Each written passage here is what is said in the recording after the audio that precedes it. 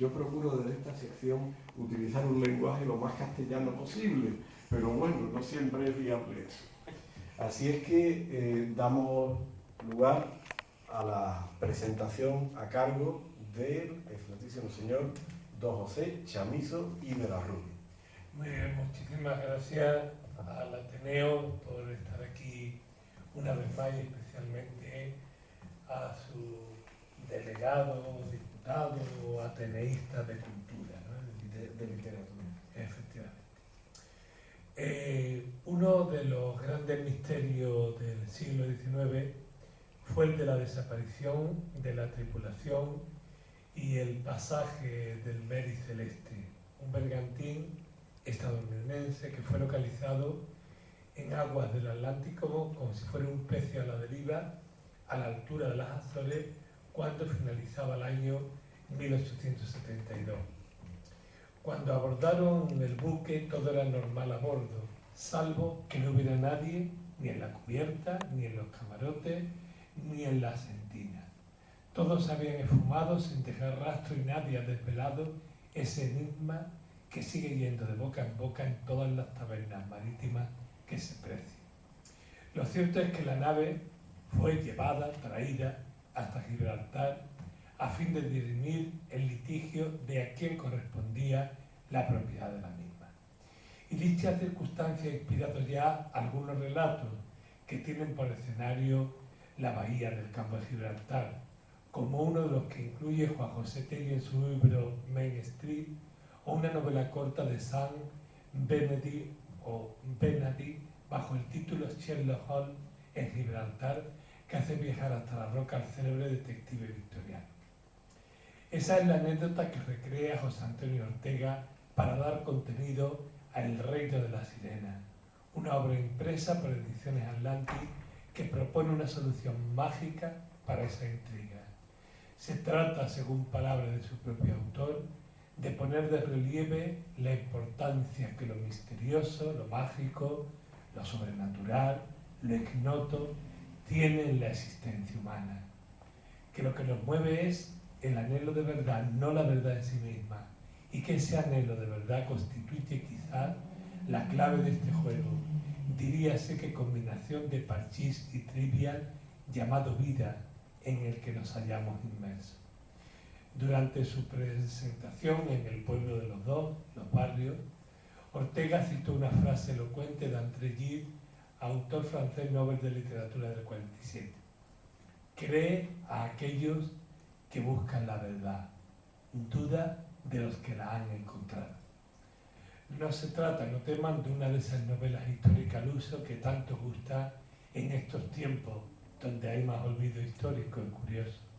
Se trata de una novela ensayo, también a la moda, que comparte datos precisos y reales con otros que incumben a la ficción y al talento de Ortega.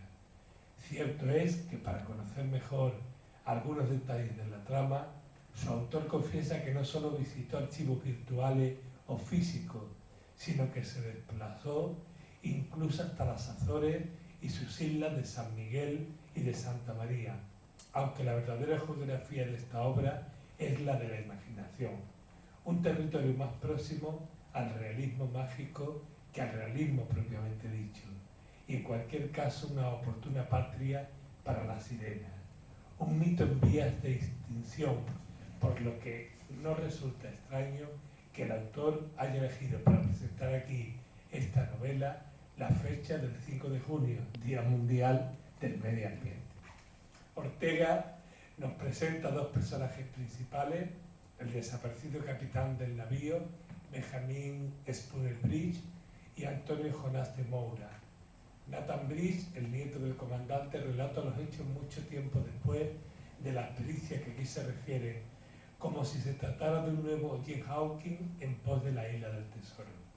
A lo largo de sus páginas hay saltos en el tiempo, diálogos oportunos entre el pasado, el presente y probablemente lo eterno.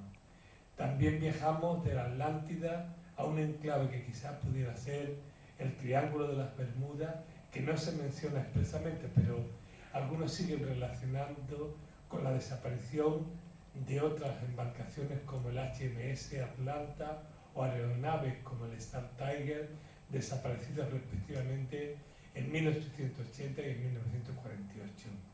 Tampoco abruma su documentación, sino que la digiere en un relato ameno, abierto a todo tipo de público, tanto el especializado en este asunto como el que tan solo persigue ratos de evasión en tiempos como estos, donde los verdaderos misterios y los auténticos fantasmas habría que buscarlos en el sistema financiero y en los tenebrosos mercados donde no suele existir la belleza ancestral de las sirenas. El escritor y sociólogo José Antonio Ortega no ha nacido en la literatura con este libro. Ha trabajado en prensa, radio y televisión, publicado poemas, un libro de narraciones titulado Viaje de regreso, que apareció en 1996, o una novela, El clan de los ilusos, de 1999. Viajero habitual por Europa, África y América, ahora nos hace viajar a todos hacia un lugar que no existe, o quizás no existe, o quizás existe, pero no lo vemos. Como esa verdad de André Gide, que a fin de cuentas, como la Ítaca de Homero y de Cavafy, consiste pura y simplemente en el viaje. Enhorabuena por esta novela.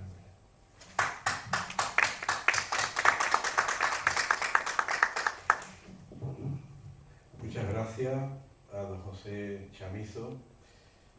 No tenemos al editor, pero a mí me gustaría rendir un brevísimo, aunque sincero y contundente homenaje al editor y a todos los editores. Hoy día sacar una publicación a la calle no solo es una aventura, sino que es un enorme riesgo. Y por lo tanto, sea una edición de autor, sea una edición a partir de una editorial o de un grupo editorial, de un editor, creo que hay que rendir homenaje a ellos. Siempre, siempre, estén o no presentes. El otro día decía en otra presentación que hay libreros y vendedores de libros. Los vendedores de libros pues son sencillamente mercaderes. Los libreros son otra cosa, son otra categoría. Y entre las personas que se dedican a editar, a difundir, que aportan su patrimonio, que arriesgan mucho, seguro que también ustedes entenderán que hay editores y editores entre comillas y con letras mayúsculas. Así que vaya mi homenaje a quienes están detrás de la edición de este libro. Tiene la palabra don José Antonio Ortega.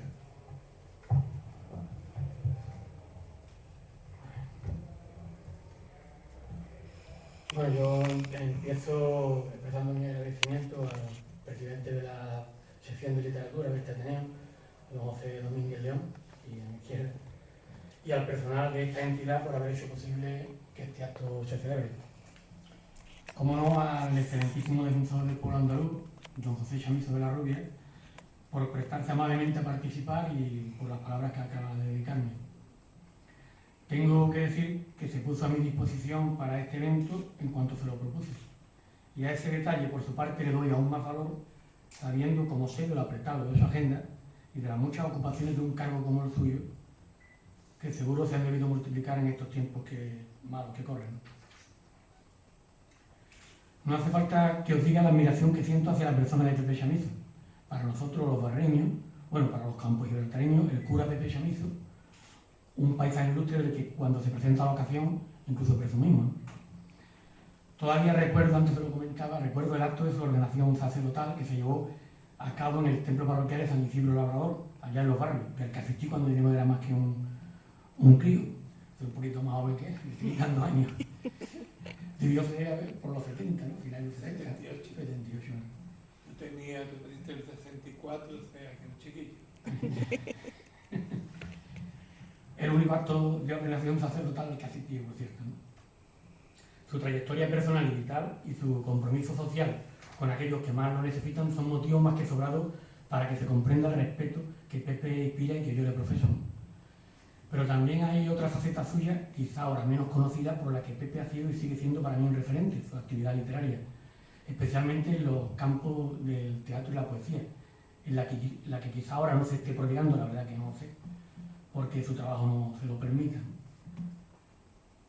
Bueno, y por supuesto, gracias también, faltaría más a nosotros, ¿no? Por haberos tomado la molestia de asistir a esta presentación precisamente en un día tan caluroso como el de hoy, ¿no? El reino de la Sirenas es, como ya sabéis, el título de la obra que nos trae aquí esta tarde, y que Ediciones Atlantis ha tenido la diferencia para conmigo de publicar y distribuir. Se trata de la recreación novelada en torno al misterio del Mary Celeste, un bergantín de bandera estadounidense cuya tripulación desapareció para siempre sin dejar rastro en el Atlántico, cerca de las Azores, entre noviembre y diciembre de 1872, en circunstancias bastante extrañas y nunca del todo esclarecidas, ¿no?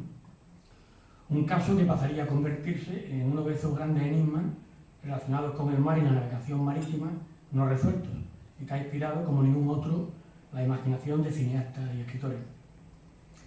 El doctor Sir Arthur Conan Doyle, creador de Sherlock Holmes, en los inicios de su carrera literaria, por ejemplo, ya le dedicó un opúsculo al tema, que no haría, por cierto, honor a su nombre, participando en un concurso convocado por una revista londinense, el Cornell Magazine, allá por 1884. Más tarde, en 1935, la Hammer, productora cinematográfica británica, que en la década de los 60 del pasado siglo pondría de moda el terror gótico, también patrocinó un horrendo film que, no obstante, hoy día es reliquia para los cinéfilos, ¿no?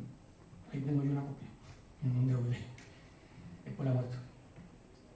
Una cinta protagonizada por Bela Lugosi, aquel actor de origen húngaro que habría de hacerse famoso en la década de los 30 del pasado siglo XX, interpretando el papel de Drácula antes de que su carrera se fuera a pique. Al mando del capitán Benjamin Spooner Bridge, que viajaba junto a su esposa, su hija de 2 años de edad y 7 marineros, el Mary Celeste zarpó desde el puerto de Nueva York rumbo a Europa el 7 de noviembre de 1872. Un mes más tarde, exactamente el 5 de diciembre de 1872, la nave que transportaba en su bodega 1.701 barriles de alcohol industrial con destino a Génova, Italia, fue hallada completamente abandonada muy cerca de las Azores por otro buque, el Dei Gracia, que capitaneaba David Reed Morehouse, casualmente amigo personal de los Bridge. Después de comprobar que en el Mary Celeste no había ni un arma, Morehouse dio orden a algunos de sus hombres para que arreglasen los aparejos de aquel velero encontrado a la deriva, que estaba en condiciones de navegar, y lo trasladaran al puerto británico más cercano, que dada su posición era el de Gibraltar. El objetivo de dicha decisión, no exenta de riesgo para los que la asumieron, era la recompensa por el rescate de aquel barco encontrado, un porcentaje de su valor y el valor de su cargamento, según lo contemplado en las leyes marítimas internacionales para sucesos de este tipo. Una vez puesto a buen recaudo el bergantín y entregado a la autoridad, el capitán Morehouse reclamó la indemnización que le correspondía por el salvamento, y como consecuencia de ello se abrió una causa ante la corte del vicealmirantazgo en la plaza gibraltareña, de la que se haría eco la prensa más importante de la época. Un proceso que, más que lograr aclarar los hechos, lo que consiguió fue dar pie al nacimiento de la leyenda, una de las más célebres, con navío fantasma o maldito de por medio. Fue este buque del que hablamos, un bergantín de 2 mástiles, de 99,3 pies de largo, unos 30 metros de eslora, 25,5 de ancho, unos 7,7 metros de manga y 11,7 de profundidad, construido con madera de abedul, haya, arce, picea y pino, y capacidad para 198,42 toneladas. Fue el primero en salir de la factoría naval de Joshua Davis y compañía, a orillas de la bahía de Fundy, Spencer Island, en Nueva Escocia, Canadá. Se registró por primera vez en Passburn, a unas 25 millas de distancia de los mismos astilleros, con el nombre de Amazon y el número 37.671, y bajo la titularidad del propio Dewis, es decir, el constructor, los hermanos Spicer y otros propietarios, incluido el que había de ser su primer capitán, el escocés Robert McLennan, que cayó enfermo al poco tiempo de hacerse cargo de su mando y falleció inesperadamente. Aquí, digamos, empieza la leyenda negra del Mary Celeste, cuando todavía no tenía ni siquiera el nombre de Mary Celeste. Una leyenda que le iría siguiendo hasta el fin de sus días. Durante 2 años la nave estuvo capitaneada por John Nathan Parker, Jack Parker, y a las órdenes de este efectuó varios viajes comerciales que resultaron rentables, cosas raras, ¿no? Entre ellos, uno al puerto de Marsella, Francia, lugar en el que se hizo la pintura que habría de exhibirse después de convertirse en trágicamente célebre en un museo de Bruce. No voy a decir el nombre del museo porque es larguísimo y está en inglés y es en Cove Bay, Cape Breton, en fin, en un sitio de Estados Unidos, a donde fue trasladada para recoger una carga de carbón con destino a Nueva York, capitaneada por un tal William Thompson. Un vendaval la llevó a embarrancar. Sucedía esto en noviembre de 1867 y un año más tarde, en diciembre de 1868, su propiedad era transferida a un ciudadano estadounidense llamado Richard William Haynes, que pagó por ella $1.750 y $8.825 más por su reparación y reflotamiento, ya con el nombre con el que habría de ser conocida desde entonces y para la posteridad, ¿no?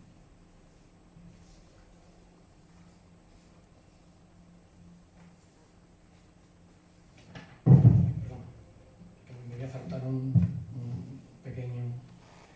Fue hojeando una mañana Europa Azul, un diario que se publica en la zona del campo de Gibraltar, de la que vengo, cuando se me ocurrió escribir. En ese momento aún no sabía exactamente qué y cómo acerca de esta historia. Una página de este diario hacía mención al misterio y llamó mi atención.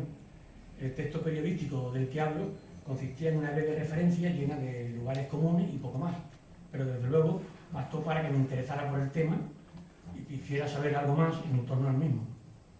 Era el miércoles 22 de marzo de 2006. Ese día comenzó a gestarse el relato que es este libro. El reino de la sirena, como bien ha dicho Pepe, es mezcla de realidad y fantasía, pero hay detrás también un arduo trabajo de recopilación de datos que no ha sido fácil. En primer lugar, la obtención de una amplia documentación bibliográfica, que solo está disponible prácticamente en inglés y que he podido adquirir a través de Internet, porque no se encuentra a la venta en España. En segundo lugar, el acceso a información relacionada con los personajes más significativos, para lo que incluso he tenido que husmear en censos, recortes de periódicos y revistas de la época, certificados de matrimonio y de función, listas de pasajes de navío, correspondencia, etcétera, etcétera. Información que afortunadamente, todo hay que decirlo, en el caso de los Estados Unidos se puede encontrar digitalizada. Y también, como bien ha dicho Pepe, realicé un viaje a las Azores, a las islas de San Miguel y de Santa María, escenarios de muchos de los hechos que se narran, ¿no?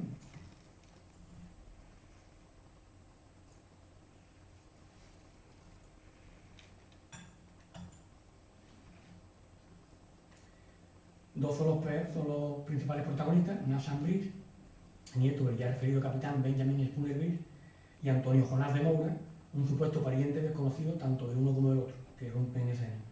En torno a los dos, el primero con una visión crítica, racional, escéptica, el segundo podría decirse que más bien con una actitud opuesta, se construye, se estructura y se desarrolla la trama en la que aparecen un sinfín de personajes reales y algún que otro imaginario, y en la que he entrelazado más de un guiño curioso, amén de referencia a acontecimientos históricos y mitos varios. No voy a hacer mención de todos los personajes que desfilan por las páginas del libro, porque si lo hiciera terminaríamos mañana. Y no, claro. Sí voy a hacer referencia a los que siguen, que aunque no tienen mucho que ver con la trama de la novela, sí están relacionados con el episodio de la vista en Gibraltar, que yo creo que es interesante, y sobre todo por el mismo interés de la propia investigación que se llevó en empeño, ¿no? Tenemos a Horacio Jones Sprague, perdonadme en inglés, siempre lo digo cada vez que presento el libro porque tiene una verdad, que era cónsul de los Estados Unidos en Gibraltar en 1872, miembro de una familia originaria de Boston, que durante 3 generaciones, de 1832 a 1934, representó los intereses norteamericanos en el Peñón. Luego tenemos a Mr. Solly Flood, era abogado general y procurador de Su Majestad la Reina en Gibraltar, que dirigió la investigación sobre el Mar Celeste, un personaje al que las crónicas pintan remilgado y antipático, que creyó siempre la teoría de una conspiración para explicar el enigma. Primero acusó a la tripulación de Desgracia de piratería, de asesinar a los marineros del Mar Celeste, incluido el capitán, su esposa y su hija, sin mucho sentido y desde luego sin prueba ningún concluyente. Luego apuntó a la posibilidad de un complot para estafar al seguro, en el que estarían implicados los capitanes y los tripulantes de uno y otro navío. Y a buen seguro que se murió el hombre convencido de que una de esas dos cosas fue lo que sucedió realmente. Tenemos también al honorable James Cochrane, juez de la Corte de Gibraltar en 1872, quien por cierto tampoco hiló muy fino y para sorpresa de muchos, dio siempre pablo a lo que la mayoría de las opiniones autorizadas consideraban elucubraciones del abogado general y procurador de Su Majestad. El doctor Patron, especialista al que la Corte del Vicealmirantazgo de Gibraltar encargó el análisis de las manchas en la cubierta del Mary Celeste, que resultaron ser pintura y no sangre, para el disgusto de Mr. Flood. John Austin, técnico al que la Corte del Vicealmirantazgo de Gibraltar encargó el análisis de las marcas en el casco del Mary Celeste durante la investigación. Y Henry Bisan Teronjanitu, abogado de la tripulación del Dei Gracia durante la audiencia en Gibraltar, ¿no?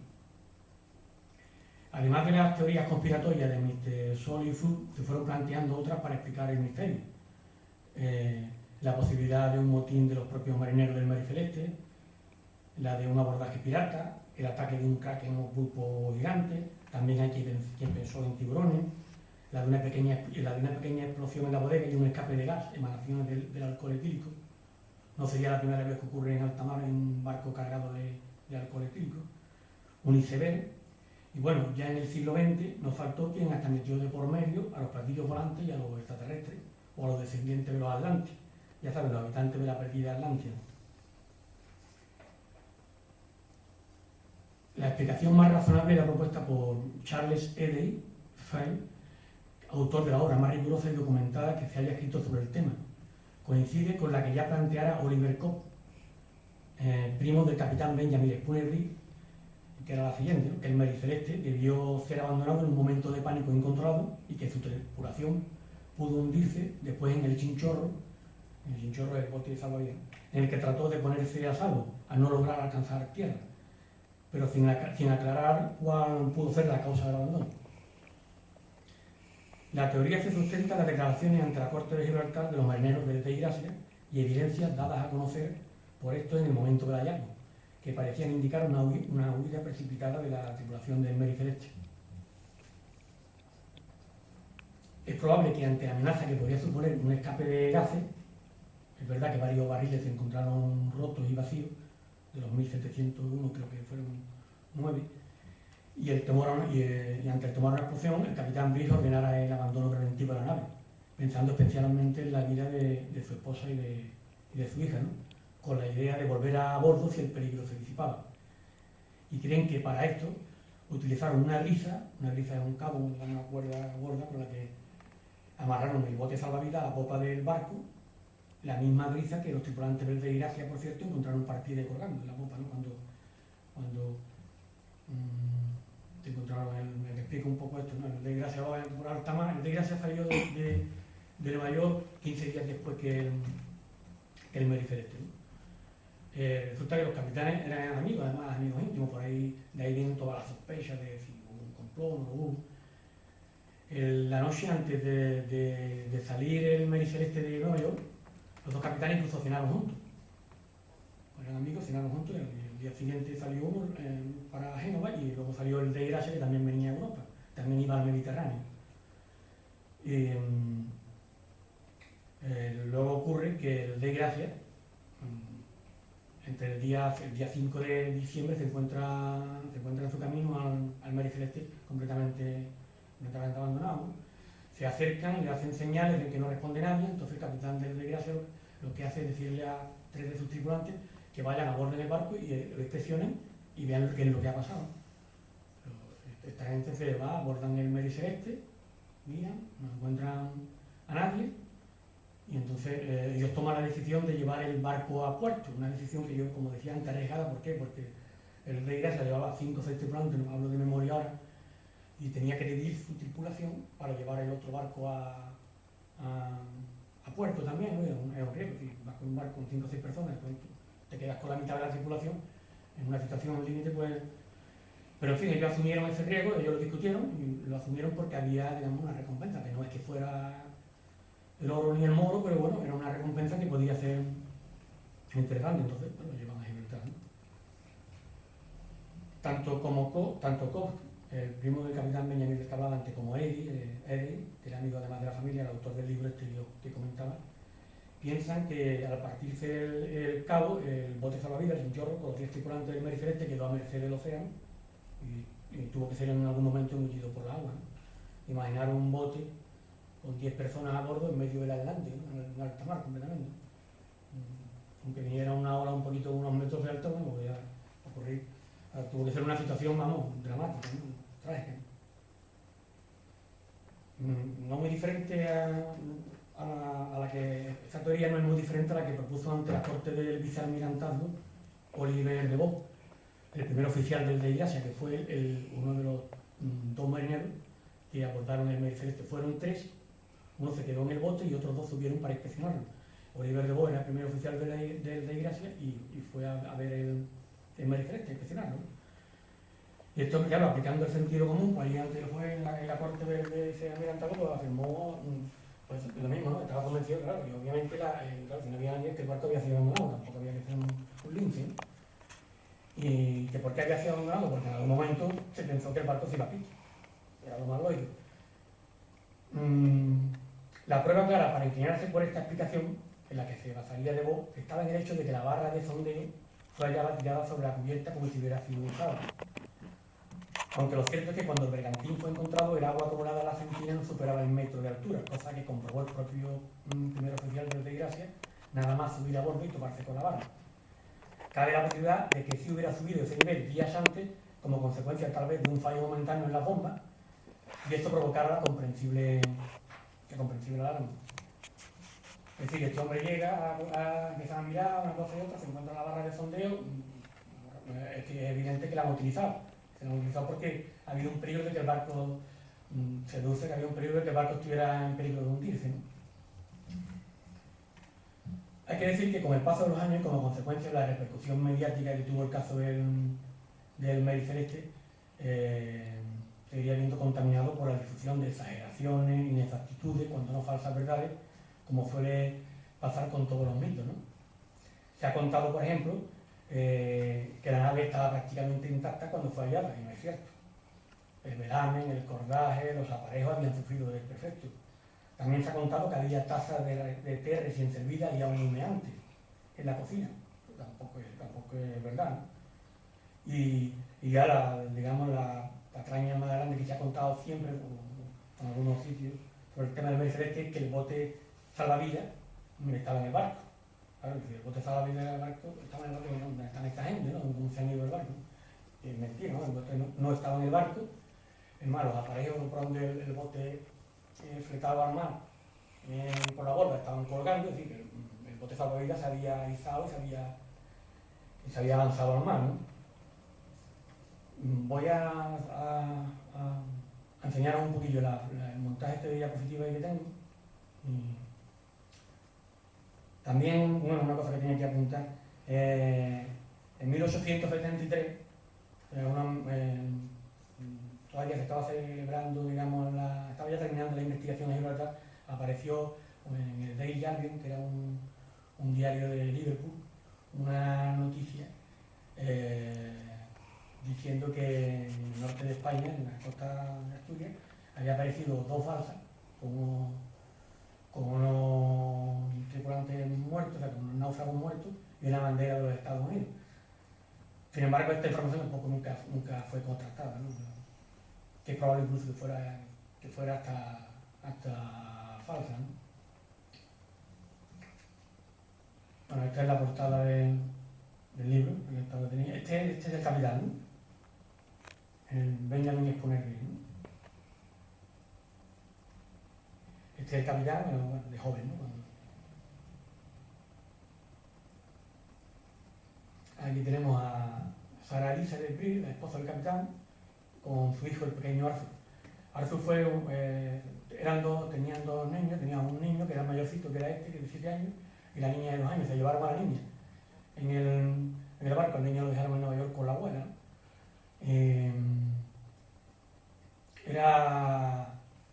Era costumbre, los capitanes de los barcos barcos mercantes, a veces, aunque hoy nos resulta un poco raro, llevar a la familia en viajes transatlánticos, ¿no?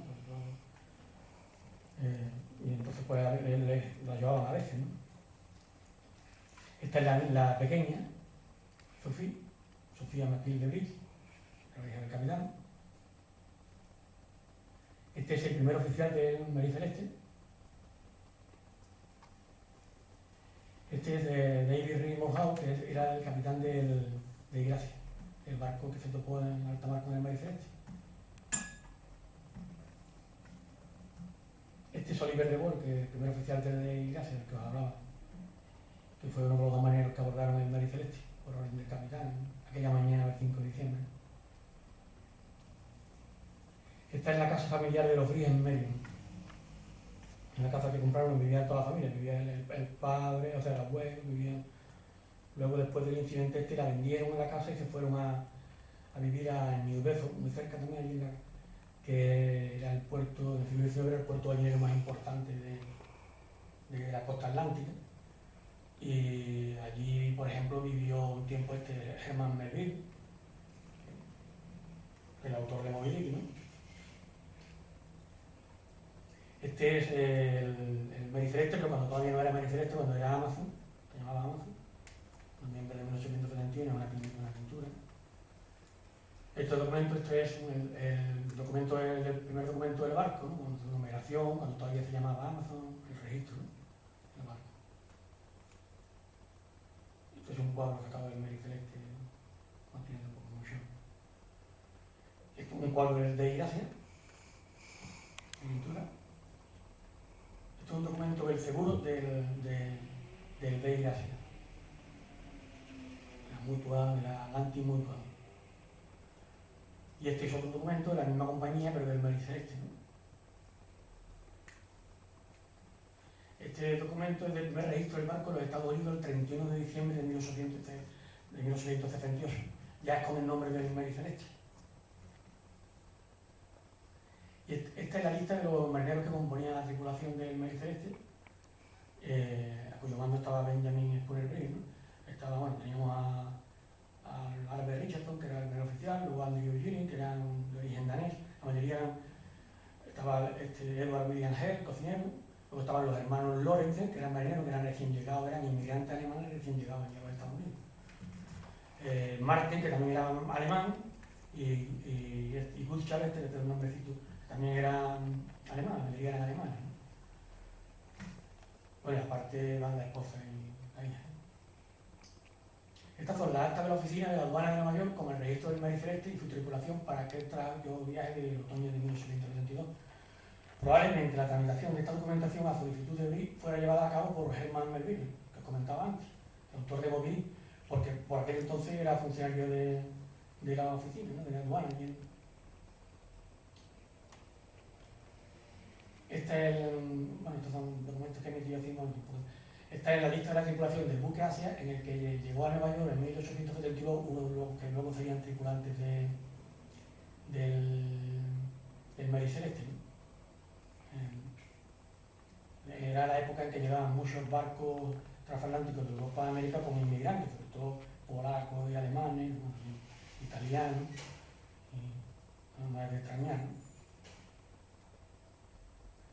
Ahí tenéis un itinerario de los dos barcos. La línea de abajo es el itinerario del Mary Celeste y la línea de arriba es la de Gracia, y el punto de encuentro, ¿no? Al este de las Azores ya, y entre la costa oeste de la península ibérica, ¿no? Y este es un detalle, digamos, ya del punto de encuentro, del que se supone que es más o menos el punto de encuentro. Esto es más o menos exactamente lo mismo, luego la ruta que sigue hasta Gibraltar. ¿Por qué van a Gibraltar? Entre otras cosas porque era una ruta de paso, pero además era porque el de Gracia era de pabellón británico. Era de Canadá, pero Canadá era de pabellón británico, era del imperio. Entonces el puerto británico más cercano era Gibraltar, ¿no? En la posición esa. Esta es una carta, una reproducción de la carta, una carta que escribe el capitán a su madre antes de salir de allí de Nueva York, ¿no? esta otra carta que escribe la mujer del capitán también, y la dirige a su hijo, ¿no? Dándole instrucciones de que estudie mucho, ¿no? Matemáticas y gramática. Esta es una reproducción de una espada, una saboyana que el capitán llevaba en el barco, que era una reliquia que tenía y que se especuló mucho con ella porque tenía unas manchas y el solifluo este que os hablaba antes, pues se empeñó en que podían ser sangre, ¿no? Y no eran ni sangre ni nada, eran pintura y moho, ¿no? Y este es un armonio que llevaban a bordo porque la señora Blake pues cantaba en el coro de Merlin, donde ellos procedían, y además la mujer por lo visto cantaba muy bien, ¿no? Estos son, voy abreviando un poco para no. Estos son censos de población, bueno, que a mí me han servido sobre todo para ir siguiendo la pista algunos de los personajes, donde estaban en cada momento, con quién se relacionaban, la población, con quiénes vivían, incluso a qué se dedicaban, ¿no? En un momento, ¿no? Esta es otra lista de pasajes de un buque de Electric, también en el que vino otro de los marineros de Mary Celeste a Estados Unidos. Este es uno de los buques transatlánticos que llevaron inmigrantes de Europa. Este es un registro esto es una licencia que yo me permito, este es un registro de nacimiento de uno de los personajes del libro, de las Azores, ¿no? Esto es un censo de población también de New Bedford, que es donde se traslada la familia después de la tragedia y demás. Tengo censo durante varios momentos porque en cada momento me van diciendo los censos pues qué va pasando con la familia, quiénes siguen conviviendo, quiénes se van, quién se casa y con quién, cosas así. Y en un momento dado me podían parecer lo mismo, ¿no? Otro censo este es del capitán David Raymond Howard, ¿no? Mismo censo, un ascenso, otro censo de 1910 de la familia Howard que se emparenta con la del hijo del capitán, el que es hijo del capitán, dice que hemos visto la fotito, que tenía 7 años, que se quedó con tu abuela, bueno, con los años que crece, obviamente, ¿no? Y este hombre se casa con una tal Margaret Hall, que era maestra además en New Bedford, porque era prácticamente vecina, y se casan, ¿no? Entonces, bueno, personas que entran dentro de... Esto es un directorio de teléfono de Universo de 1926. Otro censo de población. Estos son páginas de diarios de la época, no exactamente de 1872, sino de años posteriores, los que ha habido alguna referencia al Mary Celeste, que han ido apareciendo, como alguna elucubración que se le ocurría a alguno, o con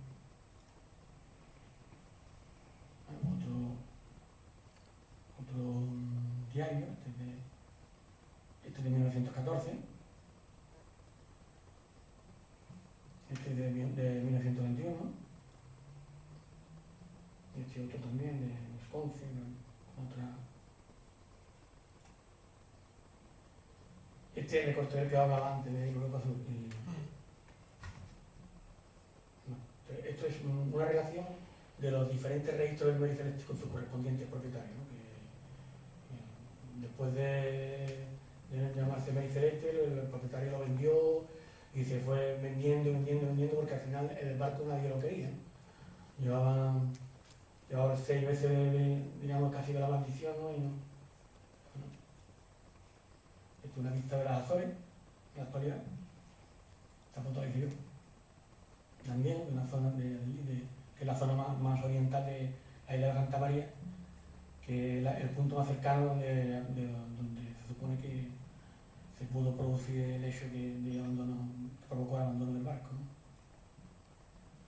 Y este es un ejemplar del Cornell Magazine, la revista esa que os hablaba antes, la que publicó Conan Doyle el cuentito que dedicó al tema del Mary Celeste, ¿no? El concurso que convocó, él era jovencillo, estaba empezando. Y esta es una carátula de la película que os comentaba de la Hammer, con el Bela Lugosi, de 1935, que yo me la conseguí por ahí por internet. Esto ya son portadas de libros que, bueno, que tienen que consultar. Este era el libro que yo os comentaba antes, que es, digamos, el libro más documentado, que tiene muchas de las ilustraciones son de este libro. Bueno, los demás libros prácticamente son, todos beben del libro este, ¿no? Y estos son, bueno, este es, vamos a ver. En fin. Tenía un poco más de rollo por aquí, pero bueno, tampoco quiero alargarme más. Solamente decir eso, ¿no? Pero bueno, luego el barco quedó estigmatizado después de lo de las Azores. No dio ganancias a nadie, ninguno de los propietarios que tuvo, todos perdieron dinero, se lo fueron vendiendo unos a otros, capitanes que mueren, tripulaciones, en uno de los días llevaban 100 caballos, los 100 caballos se murieron, imaginaros. Bahío, claro. Y ya por último, el barco terminó en 1885, creo que fue, cerca de Haití, en un arrecife, con el último propietario. Lo que se le ocurrió fue defraudar al seguro, lo pillaron. Y entonces lo estrelló allí contra un arrecife.